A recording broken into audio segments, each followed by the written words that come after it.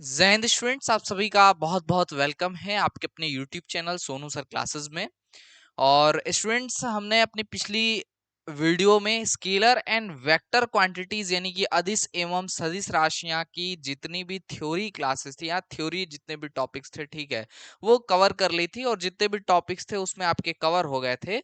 उसमें मैंने बताया था कि आपका पूरा ये जो चैप्टर है, एक तो आप अदिश और सदिश राशियां थ्योरी से याद कर लीजिए, जिसके लिए मैंने आपको ट्रिक भी दिया था यहाँ पे।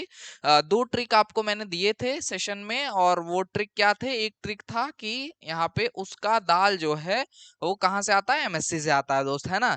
तो उसका दाल कहाँ से आता है? एमएससी से आता है। एक ट्रिक था जिससे आपको स्केलर क्वांटिटीज याद हो रही थी: ऊर्जा, समय, कार्य, दाब, लंबाई, मास, स्पीड और यहाँ पे करंट, और उसके अलावा आपका आयतन एवं ताप। ये आपके स्केलर क्वांटिटीज हो गए, ठीक है। यानी कि आपके टोटल 10 क्वांटिटीज इस ट्रिक की हेल्प से आप याद कर पा रहे थे, ठीक है।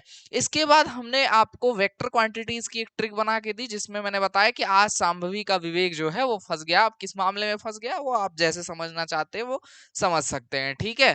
तो यहाँ पर आ का मतलब आवेग हो गया, स का मतलब संवेग हो गया, भ का मतलब भार, वी का मतलब विस्थापन, का साइलेंट है, वी का मतलब विद्युत क्षेत्र, वे का मतलब वेग, एफ का मतलब फोर्स, ए का मतलब एक्सेलरेशन। और इस तरीके से करके टोटल यहाँ पे 8 जो है आप वेक्टर क्वांटिटीज को याद कर सकते हैं। और इतना इनफ है ना, इतना बहुत है, पर्याप्त है आपकी एग्जाम में स्केलर एंड वेक्टर क्वांटिटीज को पहचानने के लिए। तो दो तरीके के क्वेश्चन आपको इस चैप्टर से देखने के लिए मिलेंगे। एक तो इस टॉपिक पे आपको मिलेगा, और दूसरा जो आपके पेपर को टफ बना देता है वो है न्यूमेरिकल, है ना। तो न्यूमेरिकल जो मिलेगा, न्यूमेरिकल आपको यहाँ पे दो टॉपिक्स पे मिलेगा। एक तो यूनिट आपको वेक्टर पे दिखेगा, यानी कि इकाई सदिश पे, जो कि मैंने शुरुआत में ही बताया था आपसे। तो इकाई सदिश एक महत्वपूर्ण आपका यहाँ पे टॉपिक है। इकाई सदिश के बारे में जानना है आपको। यूनिट वेक्टर मतलब जिसका यहाँ पे मैग्नीट्यूड 1 होता है, उसे हम लोग यहाँ पे इकाई सदिश या यूनिट वेक्टर कहते हैं, ठीक है।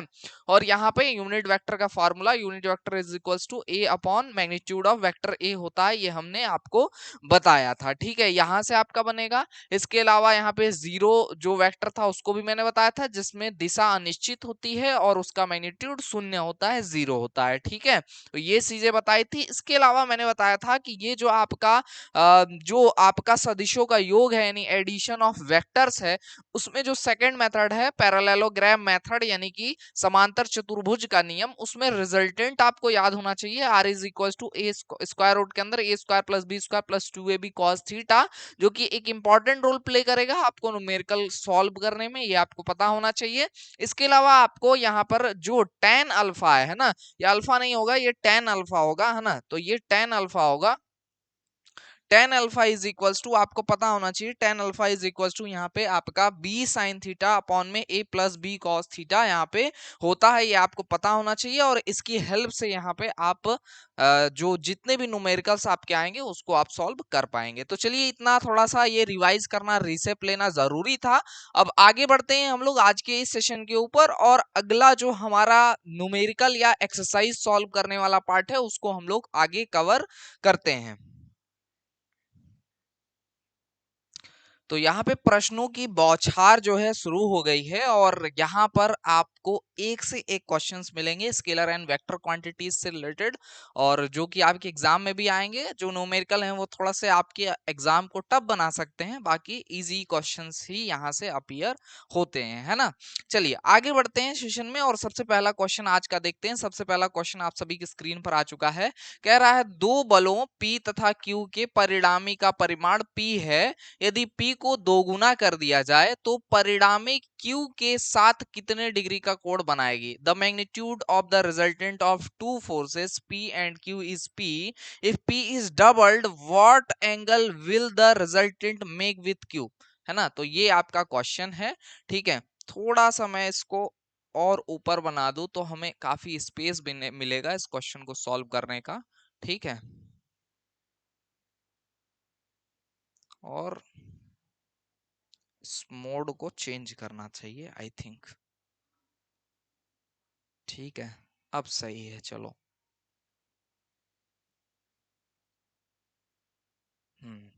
अब बेहतर है।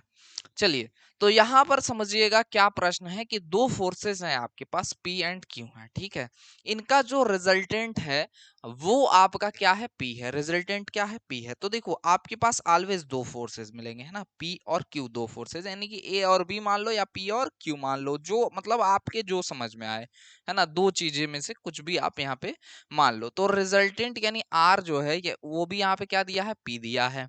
और P तो आपका एक फोर्स है ही और एक फोर्स आपका Q है, दो चीजें मिल गई, है ना। फोर्स F1 आप मान लीजिए P है और F2 आपका Q है, ठीक है, ये दिया हुआ है।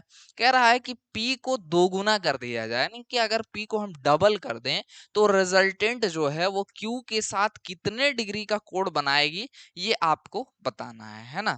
सबसे पहले इस विषय पे हम लोग बात कर लें कि रिजल्टेंट अगर P है, ठीक है, और यहाँ पर एक फोर्स हमारे पास P है और दूसरा फोर्स हमारे पास Q है, तो हमारे पास जो cos थीटा में जो वैल्यू यहाँ पे मिलेगी, है ना, वो यहाँ पे रिजल्टेंट के अकॉर्डिंग क्या यहाँ पे सीन बन रहा है वो हमें सबसे पहले निकालना होगा, ठीक है। तो हमें पता है कि एक हमारे पास फॉर्मूला अभी रिजल्टेंट का हमने लिखा है, जो कि R square is equals to इस R square is equals to, हमने स्क्वायर रूट को इधर भेज दिया तो ये हो जाएगा P square plus Q square plus 2pq और यहाँ पे cos थीटा ये होता है, ठीक है। इसमें कह रहा है कि जो आपका रिजल्टेंट है वो भी p है, तो हम यहाँ पे p की जगह पे क्या कर रहे हैं, यहाँ पे हम p की जगह पे क्या कर रहे हैं, r की जगह पे, सॉरी, रिजल्टेंट की जगह पे हम p कर दे रहे हैं और ये p स्क्वायर हो जाएगा, ठीक है। तो देखो p से ये p आपका कैंसिल हो जाएगा, यानी आपका शून्य जीरो आ गया यहाँ पे, ठीक है। यहाँ पे देखो आपका q है और तो यहाँ पे शून्य आपका आ गया और ये हो गया आपका Q square plus 2pq cos theta, ठीक है।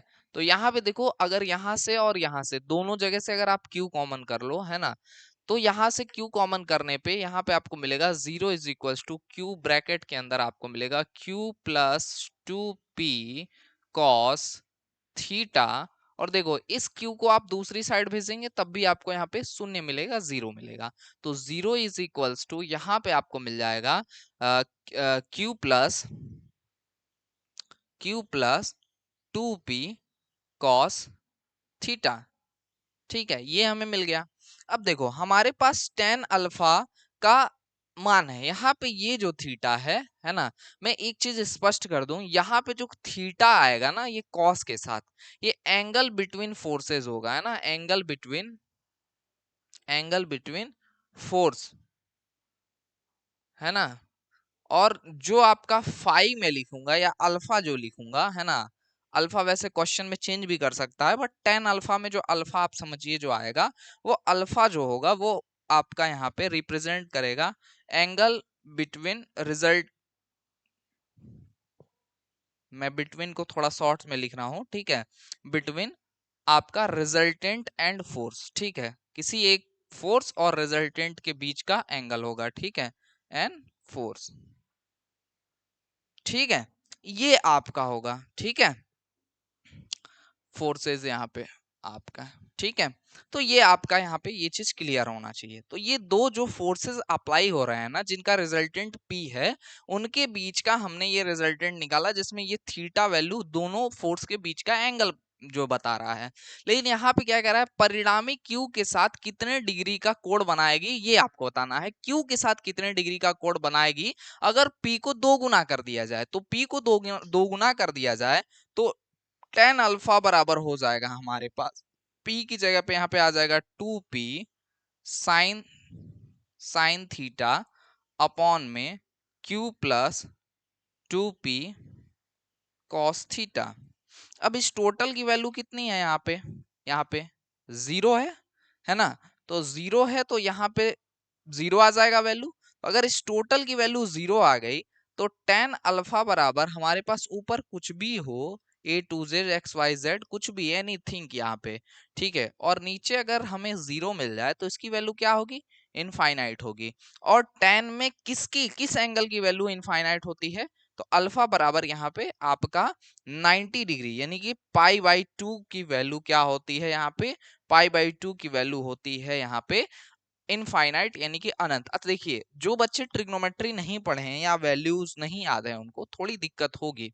अभी के लिए जो है आप थोड़ा सा ट्रिग्नोमेट्रिक वैल्यूज को थोड़ा सा आप साइन कॉस और टेन इन तीन की वैल्यू को थोड़ा सा आप रिकॉल कर लीजिए, थोड़ा सा आप बुक की हेल्प ले लीजिए ताकि आपको यहाँ पे थोड़ी सी सहूलियत हो जाए। अदरवाइज आप ये सोचोगे कि टफ क्वेश्चन सर करा रहे हैं हमारे लिए, है ना।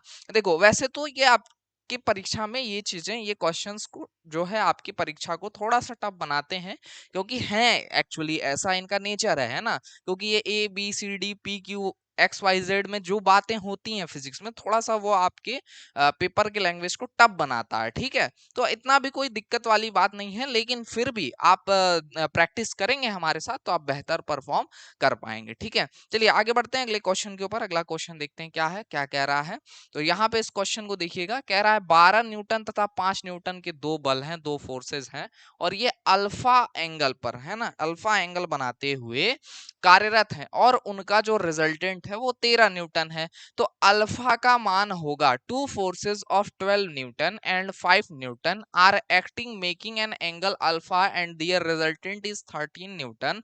The value of alpha will, है ना। तो अल्फा का क्या वैल्यू होगा ये आपसे पूछा जा रहा है, ठीक है। तो अपने पास क्या है, अपने पास फोर्स F1 का या P की वैल्यू है ना। पी क्यू ही मानना है तो पी क्यू ही स्टार्टिंग से ही हम पहले क्वेश्चन से लेके चल रहे हैं, तो पी क्यू ही ले लो। P है हमारे पास 12 न्यूटन, ठीक है। Q है हमारे पास 5 न्यूटन, रिजल्टेंट हमने दे रखा है ये 13 न्यूटन, ठीक है। और एंगल बिटवीन देम अल्फा इसने दे रखा है और ये पूछ रहा है ना। तो ये हमसे पूछ रहा है ना। मतलब फिगर अपना क्लियर रखो, इमेज अपनी क्लियर रखो कि क्या करना है हमें, है ना। तो हमारे पास फॉर्मूला होता है R² is equals to P² plus Q² plus 2PQ और कॉस अल्फा यूज करेंगे, चूंकि यहाँ पे अल्फा पूछ रहा है हमसे, ठीक है। चलो यहाँ सॉल्व करेंगे, हमारे पास सारी वैल्यूज हैं। R का वैल्यू है यहाँ पे पुट करेंगे 13 का स्क्वायर इज इक्वल्स टू 12 का स्क्वायर प्लस 5 का square plus 2 into 12 into 5 into cos alpha, ठीक है। अब देखो यहाँ पे क्या क्या चीजें कट जाएंगी। देखो 12 का स्क्वायर और 5 का स्क्वायर ऐड करोगे आप तो ये 13 का स्क्वायर यानी 169 ही आएंगे, है ना। यानी कि इस टोटल की वैल्यू आप सॉल्व करोगे 169 मिलेगा आपको। और यहाँ 13 की वैल्यू स्क्वायर कितना आएगा 169 आएगा, है ना। और यहाँ पे आपका 2 into 12 into 5 into cos alpha तो है ही आपके पास, ठीक है। कॉस अल्फा तो है ही आपके पास, ठीक है। तो अल्फा अच्छा नहीं बना है ना, थोड़ा एक बार फिर से बनाते हैं, ठीक है। अब देखो यहाँ पे आपका 169 दूसरी तरफ जाएगा तो ये घट के क्या हो जाएगा 0 हो जाएगा, इज इक्वल्स टू में यहाँ आएगा आपका 2 इंटू 12 इंटू 5, ठीक है, इंटू कॉस अल्फा, ठीक है। ये सारी वैल्यूज को आप दूसरी तरफ अगर भेजते हो तो क्या होगा, अपॉन में आएगा, शून्य हो जाएगा 0। तो कॉस अल्फा की वैल्यू क्या हो गई 0। तो कॉस में अल्फा की कौन सी एंगल के लिए वैल्यू 0 होती है, कॉस अल्फा की, अल्फा की किस वैल्यू के लिए कॉस का मान 0 होगा। तो अल्फा बराबर अगर हम 90 डिग्री रखते हैं तो यहाँ पर 0 मिलेगी वैल्यू 90 यानी कि π/2, ठीक है, π/2 यानी कि option number D will be correct answer, है ना। ऑप्शन नंबर डी जो होगा वो करेक्ट आंसर होगा। आइए आगे बढ़ते हैं अगले प्रश्न के ऊपर। अगला प्रश्न देखते हैं क्या है और उसको किस तरीके से सॉल्व कर सकते हैं। तो देखिएगा ये क्वेश्चन है आप सभी के स्क्रीन पे आ चुका है। क्वेश्चन क्या कह रहा है कि यदि दो बल जिनमें प्रत्येक का मान 3 न्यूटन है इस प्रकार लगे हैं कि उनके परिणामी बल का मान भी 3 न्यूटन ही हो तो दोनों बलों के बीच का कोण है। कह रहा है if two forces each of magnitude 3 newton are applied in such a way that the resultant force is also 3 newton then the angle between the two forces is, फिर दोनों के बीच का एंगल क्या होगा ये आपसे पूछ रहा है। तो हमारे पास P है कितना, हमारे पास 3 न्यूटन है, Q है कितना, हमारे पास 3 न्यूटन है और हमारे पास रिजल्टेंट कितना है 3 न्यूटन है, ठीक है। हमसे क्या पूछ रहा है, अल्फा मान लो या थीटा मान लो, कुछ भी मान लो अपने मन से, है ना। थीटा इन दोनों के बीच का एंगल क्या होगा ये पूछ रहा है, ठीक है। आइए सॉल्व करते हैं इसको। तो हमारे पास वही सेम फार्मूला होगा R² is equals to P² plus Q² plus 2PQ cos theta रखेंगे यहाँ पे, ठीक है, ऑलवेज थीटा ही रखिए, अल्फा आप टेन अल्फा में रखिएगा। जब अल्फा क्वेश्चन में इन केस देता है तो हम थीटा की जगह पे अल्फा, क्योंकि अल्फा थीटा में थोड़ा कंफ्यूज हो सकते हैं आप, है ना, कि कौन सा एंगल पूछ रहा है। आपकी सहूलियत के लिए मैं ये थोड़ा सा गाइड कर रहा हूँ, ठीक है, बाकी आपके ऊपर है, आप किसी को भी कुछ भी रख सकते हैं। पी की वैल्यू यहाँ पे आपका आर की वैल्यू आपका 3 दिया है, 3 स्क्वायर इज इक्वल्स टू 3 का स्क्वायर, यानी पी का भी वैल्यू है, क्यू का भी वैल्यू है, तो 3 स्क्वायर प्लस 2 इंटू 3 इंटू 3 यहाँ पे हो जाएगा आपका, और cos थीटा यहाँ पे आपको मिल जाएगा। ठीक है, आइए यहाँ पे आपका 3 स्क्वायर से 3 स्क्वायर कैंसिल, 0 आ जाएगा, दूसरी तरफ 3 स्क्वायर को इसको भेजेंगे तो यहाँ पे माइनस में ये 3 स्क्वायर हो जाएगा, तो माइनस का 3 स्क्वायर आ जाएगा, और अपॉन में ये 3 इंटू 3 है, इसको भी दूसरी साइड भेजेंगे तो ये आपका 2 इंटू 3 इंटू 3 है, इसको भी दूसरी तरफ तरफ भेजेंगे तो अपॉन में आ जाएगा, है ना। मतलब एक स्टेप और इसमें आपको बढ़ना चाहिए, बट मैं डायरेक्ट यहाँ से भेज रहा हूँ 2 इंटू 3 इंटू 3, यानी 3 का स्क्वायर भी हम लिख सकते हैं इसको, है ना, और यहाँ से cos थीटा आ जाएगा। ये 3 स्क्वायर से ये 3 स्क्वायर कैंसिल, और cos theta is equals to यहाँ पे आपको वैल्यू मिलेगी, cos theta is equals to 1/2 value मिलेगी यहाँ पे, है ना। अब 1/2 की क्या वैल्यू होगी वो आप कमेंट बॉक्स में कमेंट करके बताइएगा, ठीक है। चलो बता देते हैं, तो यहाँ पे आपका 120 डिग्री यानी कि आपका 120 डिग्री आएगा, है ना। वैसे कमेंट बॉक्स में भी कमेंट करके बता देना। तो थीटा के किस मान के लिए, थीटा के 120 डिग्री मान के लिए यहाँ पे माइनस का 1/2 वैल्यू आपको प्राप्त होगी, ठीक है। चलिए आगे बढ़ते हैं अगले प्रश्न के ऊपर। अगला प्रश्न देखते हैं क्या है, कैसे कर सकते हैं इसको। ये क्वेश्चन देखिएगा, क्वेश्चन क्या कह रहा है कि यदि दो बल यानी फोर्सेस जो हैं सदिशों के परिमाण 6 न्यूटन तथा 8 न्यूटन है, और वे परस्पर लंबवत लगे हैं, कैसे लगे हैं, लंबवत यानी कि परपेंडिकुलर लगे हैं, तो उनके परिणामी यानी कि रिजल्टेंट फोर्स का परिमाण होगा। If the magnitude of two force vectors are 6 newton and 8 newton and they are perpendicular to each other, then the magnitude of their resultant force will be, है ना। तो फिर रिजल्टेंट क्या होगा ये आपको बताना है। रिजल्टेंट पूछ रहा है, सिंपल है, रिजल्टेंट हमारा क्वेश्चन मार्क हो जाएगा, ठीक है। अगेन यहाँ पे आपको P दिया है 6 न्यूटन, Q दिया है 8 न्यूटन, एंड अल्फा कितना या थीटा कितना दिया है, तो थीटा यहाँ पे दे रखा है इसने 90 डिग्री, बिकॉज ऑफ इसने कहा है कि लंबवत है, परपेंडिकुलर है। परपेंडिकुलर में कितना, अगर एक फोर्स इस एंगल में और दूसरा फोर्स इस एंगल में लग रहा है तो दोनों के बीच का एंगल 90 डिग्री, ठीक है, क्लियर है। तो इतना क्लियर आपको होना चाहिए, ठीक है। चलो आगे बढ़ते हैं। ओ भाई, ऐसा नहीं होना चाहिए था, है ना। चलो अगेन चीजें लिखनी पड़ेंगी। तो यहाँ पे रिजल्टेंट हमसे पूछ रहा है, P है हमारे पास 6 न्यूटन, Q है हमारे पास 8 न्यूटन, और हमें वैल्यू बतानी है यहाँ पे, और थीटा है हमारे पास 90 डिग्री, ठीक है। चलिए सॉल्व करेंगे। R is equal to square root के अंदर हमारे पास आएगा P square plus Q square plus 2PQ cos theta, ये लगाएंगे वैल्यू, है ना।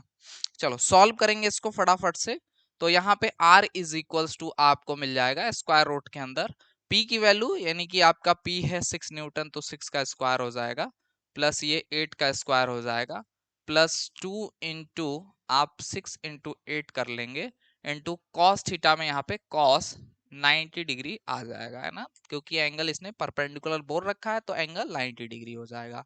आर इज इक्वल्स टू यहाँ पे हमारा मिल जाएगा क्या, देखो स्क्वायर रूट के अंदर 6 का स्क्वायर प्लस 8 का स्क्वायर, cos 90 की वैल्यू होती है 0, ये टोटल वैल्यू हो जाएगी 0, है ना। तो 6 का स्क्वायर 36, 8 का स्क्वायर 64, स्क्वायर रूट के अंदर यहाँ पे आ जाएगा 36 प्लस 64, यानी कि आपका रिजल्टेंट जो बनेगा वो रिजल्टेंट यहाँ पे स्क्वायर रूट के अंदर 100 बनेगा, और वैल्यू आएगी 10 न्यूटन। वैल्यू क्या आएगी, 10 न्यूटन, ठीक है, 10 न्यूटन, यानी option number C will be correct answer, है ना। सी ऑप्शन जो है वो आपका एकदम परफेक्ट आंसर है।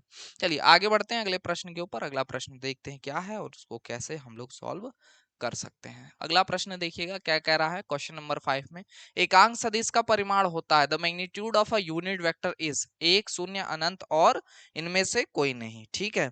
तो आपका या तो 1 होगा, ठीक है, या तो 1 होगा, या तो 0 होगा, या तो इनफाइनाइट होगा, या तो नन ऑफ दी अबव या नन ऑफ दिस।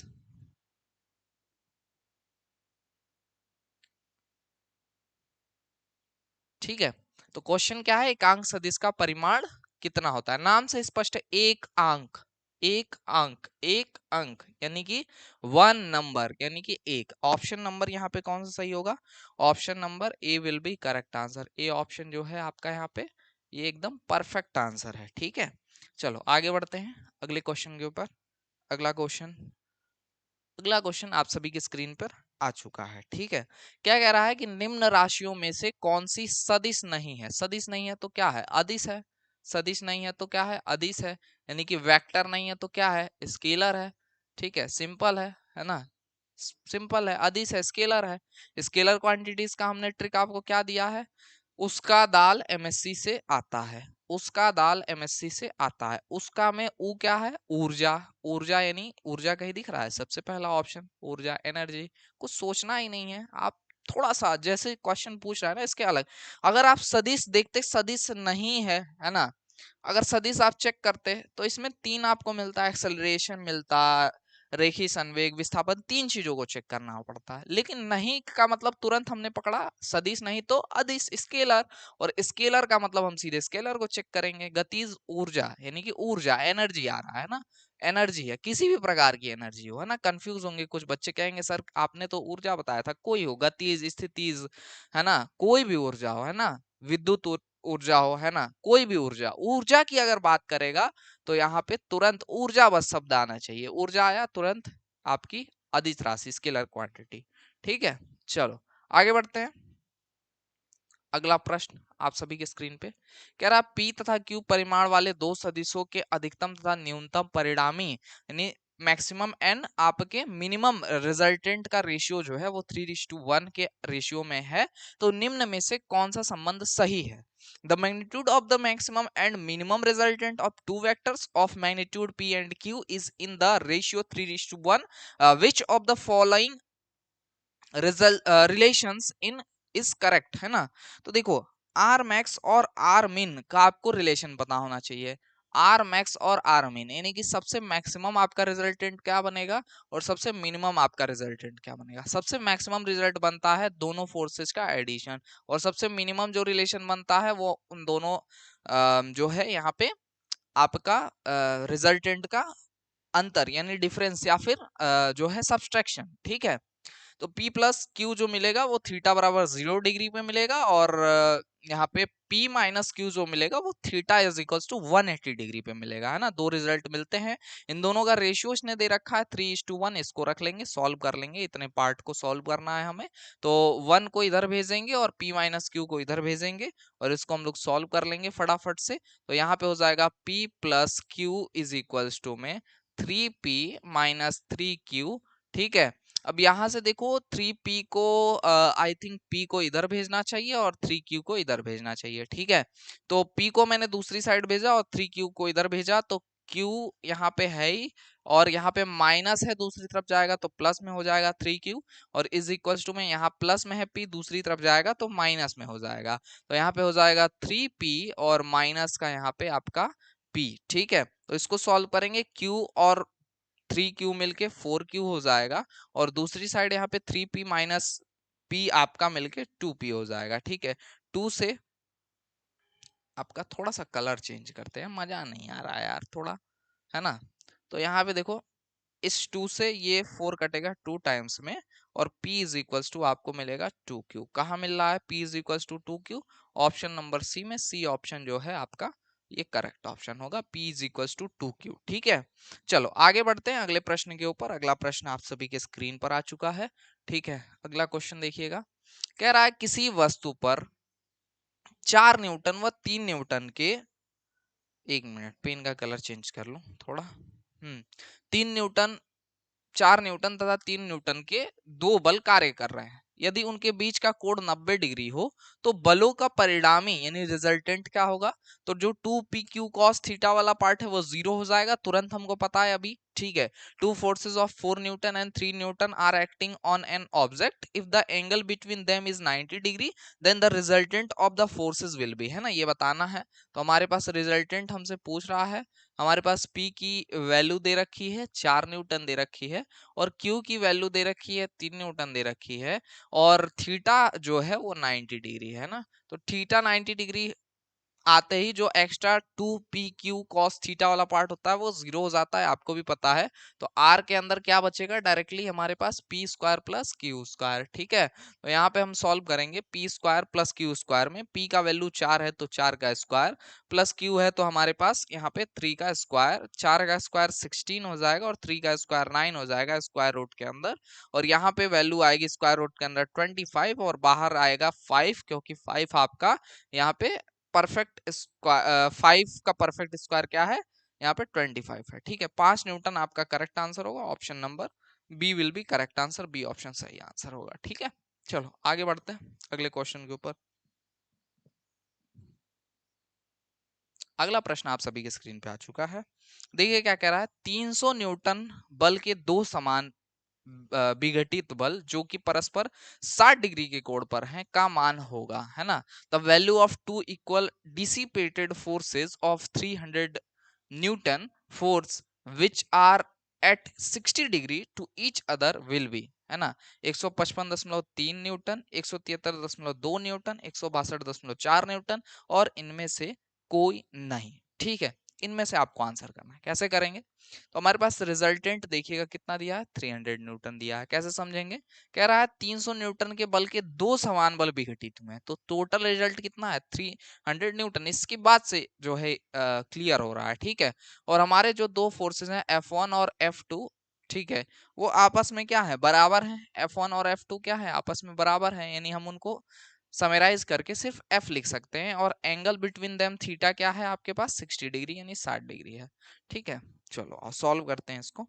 तो यहाँ पे हमारे पास फॉर्मूला होगा, resultant is equals to square root के अंदर में p square plus q square, है ना। यहाँ हम F1 F2 ही लेते हैं सीधे डायरेक्टली, तो F1 का स्क्वायर प्लस F2 का square plus 2 F1 F2 cos theta, ये हम ले रहे हैं। देखिएगा r is equals to square root के अंदर यहाँ पे F1 और F2 की वैल्यू हम क्या रख सकते हैं? F रख सकते हैं। तो यहाँ हो जाएगा F square plus F square, ठीक है, और प्लस यहाँ पे 2F स्क्वायर हो जाएगा यहाँ पे, और यहाँ पे आपको cos थीटा, यानी कि cos थीटा की वैल्यू क्या हो गया? 60 डिग्री, ठीक है, पुट कर रहे हैं वैल्यू यहाँ पे। और R भी यहाँ पे हमें 300 रख लेना चाहिए था, ठीक है।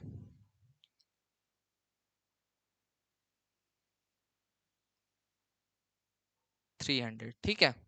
अब देखो यहाँ पे 300 हो गई वैल्यू। अब सॉल्व करेंगे यहाँ पे, तो यहाँ पे हो जाएगा 300 is equals to square root के अंदर ये आपका हो गया कितना? F square plus F square मिलके 2f स्क्वायर हो गया, प्लस यहाँ 2f स्क्वायर है, और cos 60 डिग्री की वैल्यू क्या होती है? 1/2। ये आपका 1/2 हो गया। अब थोड़ा काटने के लिए अलग कलर लेते हैं, तब मजा आएगा थोड़ा। 2 से 2 कैंसिल हो गया, ठीक है। और 2f square plus f square है यहाँ पे, तो यहाँ पे स्क्वायर रूट के अंदर आ जाएगा 3f स्क्वायर, ठीक है। और यहाँ पे 300 न्यूटन आपके पास है। एफ स्क्वायर बाहर आ जाएगा, सिर्फ एफ बाहर आएगा यहाँ पे स्क्वायर रूट से, तो 300 is equals to F square root के अंदर बचेगा हमारे पास 3 रूट 3, ठीक है। तो यहाँ पे f को छोड़ करके रूट 3 को हम दूसरी साइड भेज रहे हैं। f इज इक्वल्स टू हमारे पास आ जाएगा क्या? f इज इक्वल्स टू हमारे पास आ जाएगा 300 अपॉन में रूट 3। इसको सॉल्व करेंगे, 3 इंटू 100 अपॉन में रूट 3 हमारा होगा, और रूट 3 से ये आपका 3 कैंसिल हो जाएगा, रूट 3 बचेगा हमारे पास, और रूट 3 इंटू 100 यही हमारा आंसर हो जाएगा, है ना।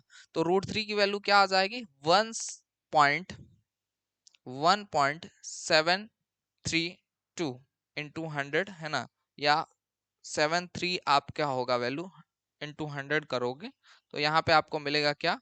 173.2 न्यूटन, ठीक है। यानी कि option number B will be correct answer, B option जो होगा वो आपका करेक्ट आंसर होगा, है ना। तो इस तरीके से आप इसको वेरीफाई कर सकते हो अपना। अगला क्वेश्चन आप सभी के स्क्रीन पर आ चुका है, जिसमें क्या कह रहा है, सदिश राशि है is a vector quantity dash dash dash is a vector quantity. इसमें कौन सी सदिश राशि है ये आपको बताना है, नहीं कौन सी वेक्टर क्वांटिटी है ये आपको फाइंड करना है ना। तो वेक्टर क्वांटिटी का क्या है, यहाँ पे आपको ट्रिक याद होना चाहिए। वेक्टर का क्या बताया था मैंने, आज सांभवी का विवेक फंस गया है ना। लिखने का स्टाइल भी मैटर करता है, कैसे आप लिख रहे हो, है ना। तो आज सांभवी का विवेक क्या हुआ है, फंस गया है। अब इसमें देखो क्या ऐसा चीज है जो इसमें आता है, विवेक में वे जो है, ठीक है, वो वी का मतलब विद्युत क्षेत्र, वे का मतलब वेग। तो यहाँ पे आपका वेग यानी कि ऑप्शन नंबर यहाँ पे क्या आ रहा है, ऑप्शन नंबर यहाँ पे सी आ रहा है। तो सी विल बी करेक्ट आंसर, यानी वेग जो है वो आपका करेक्ट आंसर होगा। यानी कि सदिश राशि इसमें से कौन सी है, वेग है, यानी वेलोसिटी है। Option number C will be correct answer, C जो होगा वो आपका करेक्ट आंसर होगा। ठीक है, चलो आगे बढ़ते हैं अगले प्रश्न के ऊपर। अगला प्रश्न देखिएगा कैसे हम लोग कर पाएंगे। अगला क्वेश्चन आप सभी की स्क्रीन पे है, कह रहा है दो समान वेक्टरों का परिमाण शून्य है ना। दो समान वेक्टरों का परिमाण शून्य है, उनके बीच का कोण होगा, the resultant of two equal vectors is zero, the angle between them will be, है ना। तो देखो सबसे पहले यहाँ पे दिया क्या क्या है, कह रहा है दो समान वेक्टरों का परिमाण जो है वो शून्य है, जीरो है, यानी रिजल्टेंट आपको दे रखा है जीरो है। इसने क्या रखा है कि जो दो फोर्सेज है वो आपस में बराबर है, इनको हम एफ लिख सकते हैं, F1 is equal to F2 is equal to F भी आप लिख सकते हैं। ठीक है, और फिर यहाँ पे आपको थीटा उन दोनों के बीच का बताना है क्या होगा। तो हम जानते हैं कि R square is equal to P square plus की क्यू स्क्वायर प्लस आपका 2pq, यहाँ पे आपका cos थीटा होता है। ठीक है, तो यहाँ पे आपका आर स्क्वायर क्या होगा, जीरो हो जाएगा, पी आपका क्या है एफ स्क्वायर हो जाएगा, क्यू आपका क्या है एफ स्क्वायर हो जाएगा, प्लस यहाँ पे आपका पी और क्यू एफ होकर के 2f² cos थीटा यहाँ पे हो जाएगा। ठीक है, तो देखो ये आपका एफ स्क्वायर 2f² हो जाएगा और ये आपका 2f² हो जाएगा। तो दोनों जगह से हम 2f² कॉमन कर लेंगे, तो 2f², या पहले हम दोनों को सम्मिलित करके लिख ले रहे हैं। ठीक है, तो दोनों को सम्मिलित करके अगर हम लिखते हैं तो हम लिख लेंगे यहाँ पे 2f², ठीक है, प्लस 2f², और ये हो जाएगा आपका cos थीटा और बराबर में जीरो। यहाँ पे 2f को कॉमन कर लेंगे हम लोग। ठीक है, 2f² को कॉमन कर लेंगे, ब्रैकेट में बचेगा 1 प्लस cos थीटा, और पूरी वैल्यू को अगर हम दूसरी साइड भेजें तो वो भी जीरो हो जाएगी, और 1 प्लस cos थीटा बराबर शून्य मिलेगा, जीरो मिलेगा, और cos थीटा की वैल्यू भी यहाँ पे क्या मिलेगी, जीरो मिलेगी।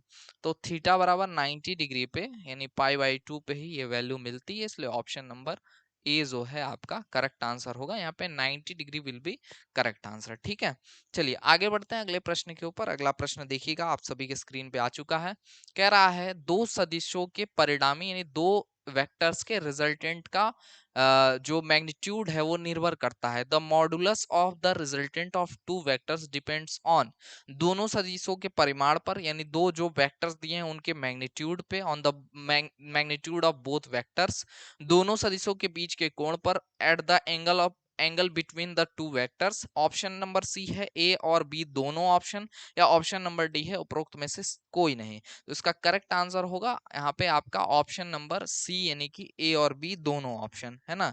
यानी कि दोनों वेक्टर पे भी डिपेंड करता है रिजल्टेंट, और एंगल बिटवीन देम जो है वो भी उस पे भी डिपेंड करता है। तो सी ऑप्शन जो है यहाँ पे करेक्ट ऑप्शन है। ठीक है, चलो आगे बढ़ते हैं अगले प्रश्न के ऊपर। अगला प्रश्न देखिएगा क्या है और इसको किस तरीके से हम लोग सॉल्व कर सकते हैं। तो अगला क्वेश्चन कह रहा है कि सदिशों को तीर द्वारा निरूपित किया जाता है। एकदम करेक्ट बात है कि हम किसी भी वेक्टर को इसे तीर द्वारा दिखाते हैं। ठीक है, थोड़ा सुंदर सा तीर नहीं है, हम थोड़ा सा अच्छा सा यहाँ से तीर बना दे रहे हैं। ठीक है, ये हो गया हमारा सुंदर सा तीर। ठीक है, इस तरीके से हम लोग दिखाते हैं। तो देखिएगा यहाँ पे कह रहा है क्वेश्चन में कि सदिशों यहाँ पे कि सदिशों को तीर द्वारा निरूपित किया जाता है, तीर की लंबाई व्यक्त करता है, vector are represented by arrows represents the length of the arrow.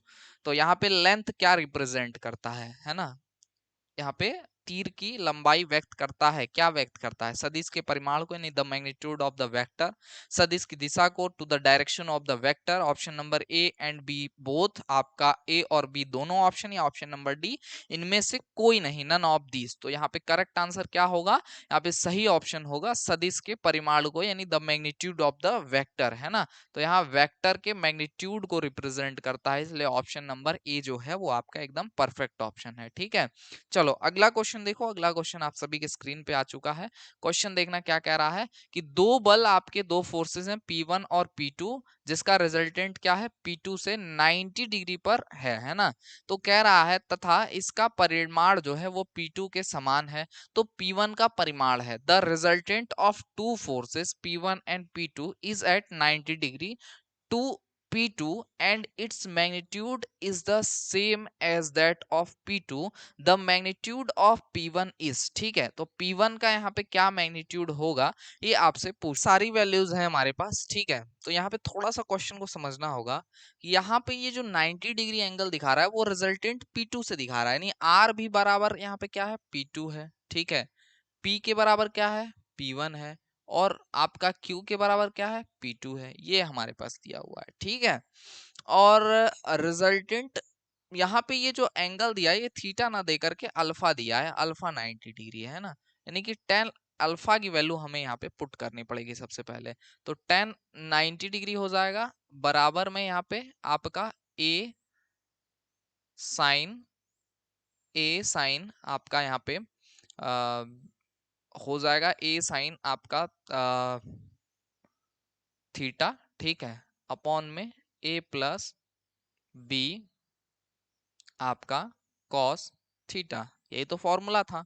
Tan alpha की वैल्यू इनफाइनाइट यानी 1/0, और इसको हम लोग लिख सकते हैं ए साइन थीटा अपॉन में, अब ए बी की जगह पे हम यहाँ पे ए की जगह पे P1 रख देते हैं, और बी की जगह पे यहाँ पे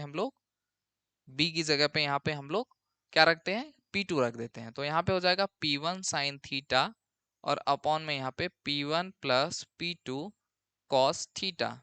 ठीक है, इसको दूसरी तरफ भेजेंगे, इसको इस तरफ भेजेंगे, तो ये P1 साइन थीटा पूरा 0, यहाँ बचेगा P1 plus P2 cos theta बराबर में 0। ठीक है, P1 को दूसरी साइड भेजेंगे, माइनस का P1 हो जाएगा और P2 नीचे आ जाएगा, तो माइनस का P1 बटे P2 यहाँ पे हमें मिलेगा, ये कॉस थीटा की वैल्यू मिल जाएगी हमें। ठीक है, अब रिजल्टेंट की हेल्प से यहाँ पे हमें सॉल्व करना होगा। फॉर्मूला सबको पता है, रिजल्टेंट में हम डायरेक्ट रख रहे हैं। P2 हमारा रिजल्टेंट है, तो P2 का square is equal to P1 का स्क्वायर प्लस P2 का स्क्वायर हो जाएगा plus 2 P1 into P2 into cos theta की जगह पे माइनस का P1 बटा P2 आ जाएगा यहाँ पे। ठीक है, अब देखो जो जो कट रहा है यहाँ पे उसको काट काट के हटा दो। सबसे पहले P2 से देखो ये P2 कैंसिल हो जाएगा। ठीक है, और यहाँ पे आपका P2 से ये P2 स्क्वायर से P2 स्क्वायर कैंसिल हो जाएगा। ठीक है, यहाँ पे हमारे पास बचेगा क्या? हमारे पास यहाँ पे बचेगा जो है यहाँ पे दूसरी साइड तो मान लो 0 हो गया। ठीक है, या दूसरी साइड में आप अगर P1 को भेज देते हो, चलो अभी बराबर में हम 0 कर देते हैं और ये P1 स्क्वायर कर देते हैं। ठीक है, और ये देखो माइनस का P1 है, ये 2P1 है, मल्टीप्लाई होगा माइनस का 2P1 स्क्वायर हो जाएगा, और सारी वैल्यूज आप दूसरी तरफ भेज के जब सॉल्व करेंगे तो P1 की वैल्यू फाइनली जो है यहाँ पे मैग्नीट्यूड 0 मिलेगी। इसलिए ऑप्शन यहाँ पे जो बी है शून्य, वो एकदम यहाँ पे करेक्ट आंसर है। Option number B will be correct answer. B option जो है आपका करेक्ट आंसर है। आगे बढ़ते हैं अगले प्रश्न के ऊपर, और अगला प्रश्न आप सभी के स्क्रीन पर आ चुका है। देखिएगा अगला प्रश्न क्या है और कैसे इसको सॉल्व कर सकते हैं। तो क्वेश्चन देखिएगा, कह रहा है कि निम्न में से कौन सदिश राशि है? Which of the following is a vector quantity? धारा, विद्युत क्षेत्र, दूरी और आयतन। ठीक है, करंट, इलेक्ट्रिक फील्ड, डिस्टेंस और वॉल्यूम, है ना। तो निम्न में से कौन जो है सदिश यानी कि वेक्टर क्वांटिटी है, ये आपसे पूछ रहा है ना। तो वेक्टर क्वांटिटी का फॉर्मूला क्या होता है? वेक्टर क्वांटिटी का ट्रिक क्या है? हमने जो दिया था, आज सांभवी का विवेक फंस गया है ना। तो उसमें एक विवेक में वी जो है, विवेक आपका जो विवेक है ना वो बहुत काम का चीज है, विवेक का विवेक ही यहाँ पे काम आएगा, है ना, नहीं आपका भी विवेक ही काम आएगा। वी का मतलब विद्युत क्षेत्र यानी मैग्नेटिक फील्ड, ठीक है। तो इलेक्ट्रिक फील्ड जो है यहाँ पे वो आपका करेक्ट आंसर है। करंट पे बहुत सारे बच्चे जाएंगे दिशा उषा का सोच के, है ना, तो हर जगह थ्योरी काम नहीं आती, कुछ जगह ट्रिक भी काम आता है, ठीक है। चलो आगे बढ़ते हैं अगले प्रश्न के ऊपर। अगला प्रश्न देखना क्या है और कैसे इसको सॉल्व कर सकते हैं। है निम्न में से कौन अदिश राशि है, which of the following are scalar quantities, है ना, या इज स्केलर क्वांटिटी होना चाहिए यहाँ पे, ठीक है, इसको आप करेक्ट कर लीजिए, इज होना चाहिए, एक की बात कर रहे हैं ना। तो बल, वेग, विस्थापन, आयतन, चार ऑप्शन है। अदिश राशि स्केलर क्वांटिटी हमसे पूछ रहा है कि स्केलर क्वांटिटी क्या है। तो यहाँ पे वेग आपका क्या है, वेक्टर है। विस्थापन क्या है, वेक्टर है। और आयतन आपका छोड़ दीजिए, बल भी आपका क्या हो जाएगा यहाँ पे आपका, अगर हम बात करें तो ठीक है। तो आयतन यहाँ पे साफ साफ दिख रहा है, जो वॉल्यूम है ये आपका क्या हो जाएगा यहाँ पे, आज या उसका दाल किससे आता है, एमएससी से आता है, आता है मैंने आ का मतलब क्या हुआ वहां, आयतन वॉल्यूम। तो डी ऑप्शन यहाँ पे आपका करेक्ट ऑप्शन है, यहाँ पे डी जो ऑप्शन है वो एकदम करेक्ट आंसर है। फोर्स आपका हमने विवेक आज सांभवी का विवेक फंस गया है, फंस गया में जो एफ है वो कैपिटल एफ और कैपिटल ए लिखा गया है, तो एफ जो है वो फोर्स को रिप्रेजेंट करता है, इसलिए ये भी नहीं होगा। ऑप्शन नंबर डी जो है वो आपका करेक्ट आंसर होगा। ट्रिक जरूर देखिएगा, ट्रिक बहुत काम का है, बहुत लाजवाब ट्रिक है और बहुत हेल्प करेगा आपको अपने एग्जाम में। अगला क्वेश्चन, क्वेश्चन नंबर 18 देखिएगा, कह रहा है दो सदिशों का परिणामी रिजल्टेंट मैक्सिमम होगा जब उनके बीच का कोण होगा।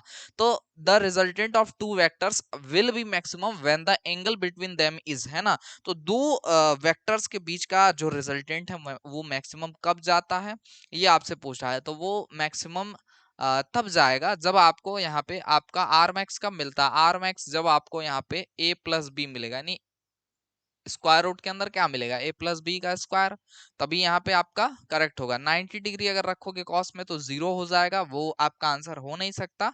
तो 0 डिग्री आपका ऑब्वियसली करेक्ट आंसर है, और 180 डिग्री पे यहाँ पे आपका क्या होता है, वो सबसे मिनिमम हो जाता है। तो 0 डिग्री पे यहाँ पे मैक्सिमम मिलेगा। ऑप्शन नंबर यहाँ पे आपका जो है ए सही होगा। चलो आगे बढ़ते हैं अगले प्रश्न के ऊपर। अगला प्रश्न आप सभी की स्क्रीन पे है, कह रहा है 19 नंबर क्वेश्चन में कि यदि किसी पत्थर को ऊपर की ओर किसी ऊंचाई तक फेंका जाए तथा पत्थर कुछ समय पश्चात उसी स्थान पर लौट कर आ जाए तो पत्थर का विस्थापन होगा। If a stone is thrown upward to some height and the stone returns to the same place after some time, then the displacement of the stone will be शून्य, जीरो, दोगुना, डबल, अनंत, इनफाइनाइट, इनमें से कोई नहीं, यानी none of these, ठीक है।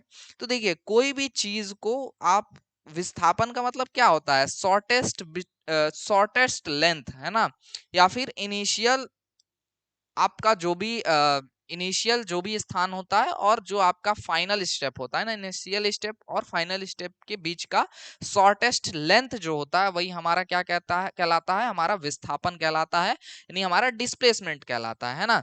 जैसे हम यहाँ पे एक एग्जांपल के तौर पे समझाते हैं, कोई व्यक्ति यहाँ से स्टार्ट किया चलना, घूम फिर के इधर उधर से कहीं भी वो अपने मार्केट जो है सब्जी लेने पहुंच गया। तो इसने ये जो पूरा ये डिस्टेंस ट्रेवल किया, मान लो ये 10 किलोमीटर ट्रेवल किया, तो इसको क्या कहेंगे, इसको कहेंगे डिस्टेंस जो उसने ट्रेवल करी, है ना।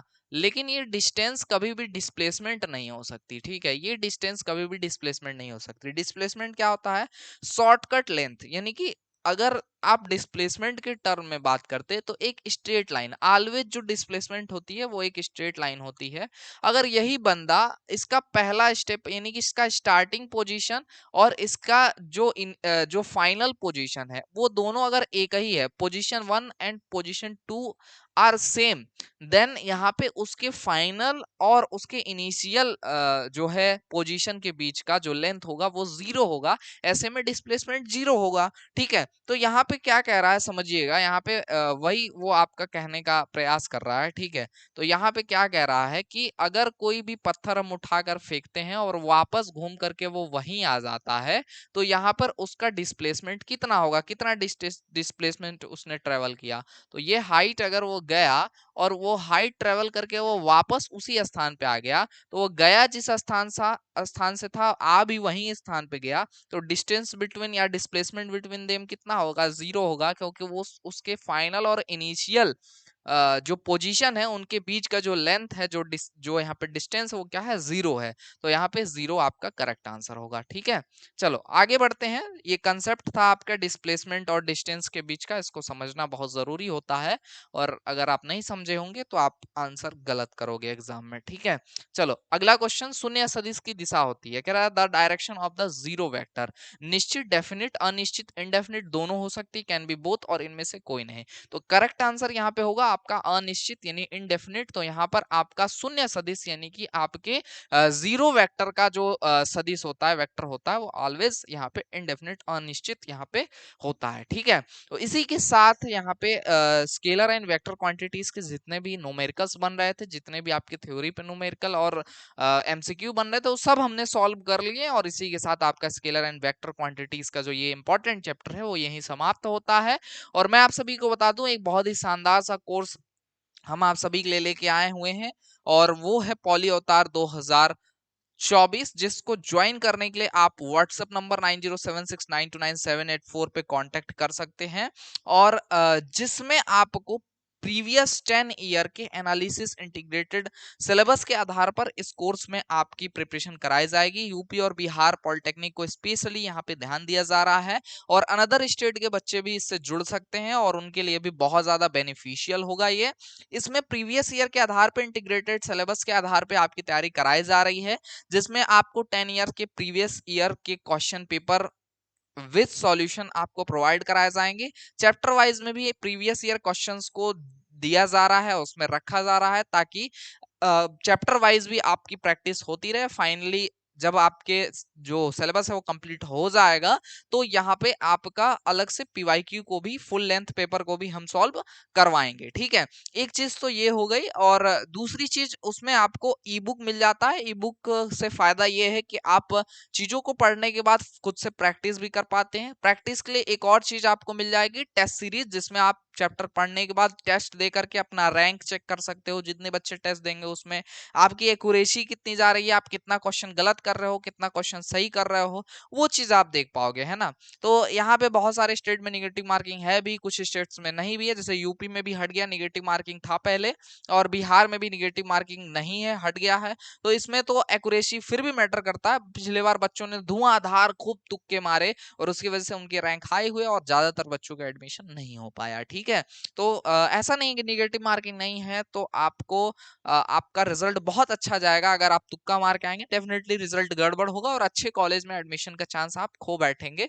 इसलिए पढ़ के जाना है, अच्छा नंबर लाना है, तो आपको कोर्स ज्वाइन कर लेना चाहिए, जो कि फुल कोर्स है, जिसमें आपको चैप्टर वाइज आपको क्लासेस एक तो बढ़िया से अरेंज्ड फॉर्म में मिल जाएंगे, तो आपको कोई दिक्कत नहीं होगी खोजने में, आपका समय नहीं व्यर्थ होगा, इधर उधर आपको कोई डिस्टरबेंस नहीं मिलेगी। अन्य बहुत सारी ऐसी चीजें हैं जो एप्लीकेशन पे मिल जाती हैं, जो यूट्यूब पे कभी उपलब्ध नहीं हो सकती हैं, है ना। तो वो सारी चीजों को देखते हुए एक कोर्स आपके लिए है, जो कि आप वन एंड ओनली 499 में ज्वाइन कर सकते हैं।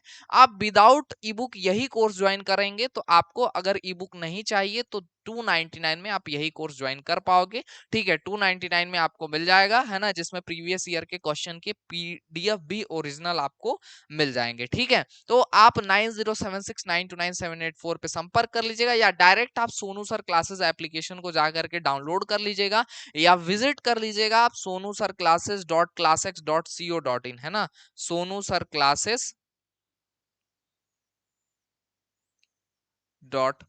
.classex .co.in, है ना। तो इस वेबसाइट पे आप विजिट कर लेंगे, तब भी आप कोर्स देख लेंगे। इसके अलावा इस बार हमने ग्रुप के लिए भी कोर्स लाए हैं, जिसमें आपको टेक्निकल क्लासेस भी मिल जाएंगे पीसीएम के साथ साथ, तो आप उसको ज्वाइन कर सकते हैं। अगर आप लेटरल एंट्री यानी सेकंड ईयर में डायरेक्ट एडमिशन लेना चाहते हैं, तो आप को टेक्निकल भी पढ़ना होगा। टेक्निकल भी आपको K1 से लेकर K5 तक के कोर्स में मिल जाएंगे, यानी civil, electrical, mechanical, CSN, IT, ठीक है, और इलेक्ट्रॉनिक्स, ये सब्जेक्ट्स के आपको टेक्निकल भी क्लासेस वहां पे मिल जाएंगे। तो आज के सेशन में बस इतना ही, मिलेंगे किसी अन्य वीडियो लाइव सेशन के साथ।